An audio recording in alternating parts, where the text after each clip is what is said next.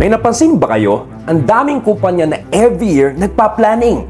Maganda ang venue, masarap ang pagkain, ang gaganda ng presentation, ang tataas ng goals, ang gaganda ng mga plano.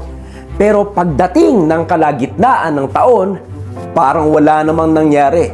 Sound familiar? Hi! My name is Mentor Myron, also known as your strategy guy, and I help organizations plan strategically and tactically for the leveling up of their business.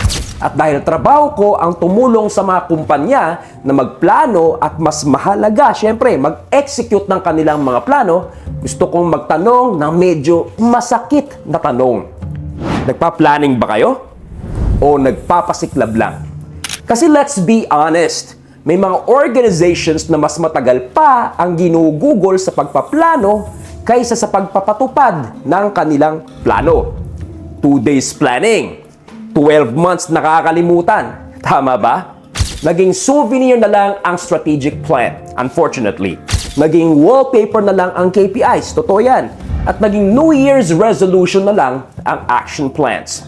Tapos next year, pagdating ng planning ulit, same issues, same customer complaints, same operational problems, same people challenges, same sales concerns. Parang replay lang ng pinag-usapan noong nakaraang taon. At alam niyo kung bakit? Because the problem is usually not planning. The problem is execution. In fact, sa experience ko helping organizations with strategic planning and business reviews, mas madali ang gumawa ng plano. Mas mahirap ang buhayin ang plano. At doon nadadapa ang karamihan. Kaya kung gusto nyong hindi masayang ang susunod nyong strategic planning session, let me share 3 practical tips. Una, stop treating strategic planning as an event. Hindi ito outing. Hindi ito once a year activity. Strategic planning should become a management process. May monthly reviews, may quarterly reviews, may accountability, may follow-through. Pangalawa, i-connect nyo kasi ang goals ng bawat department sa goals ng kumpanya. Kasi pwedeng lahat busy, pero hindi lahat aligned. At kapag hindi aligned, kahit gaano pa kasipag ang mga tao, hindi pa rin kayo uusad ng sabay-sabay. And third, measure what matters. Huwag lang activities ang minamonitor. Results ang tingnan.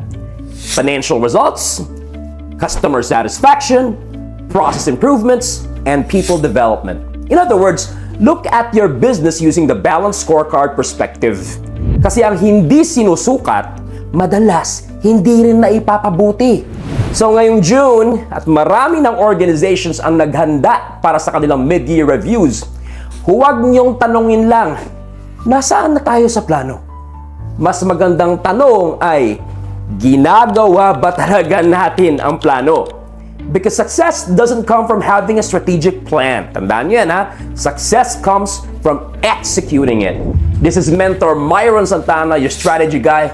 And remember, mga kaibigan, hindi sapat ang magandang plano. Kailangan may magandang follow-through.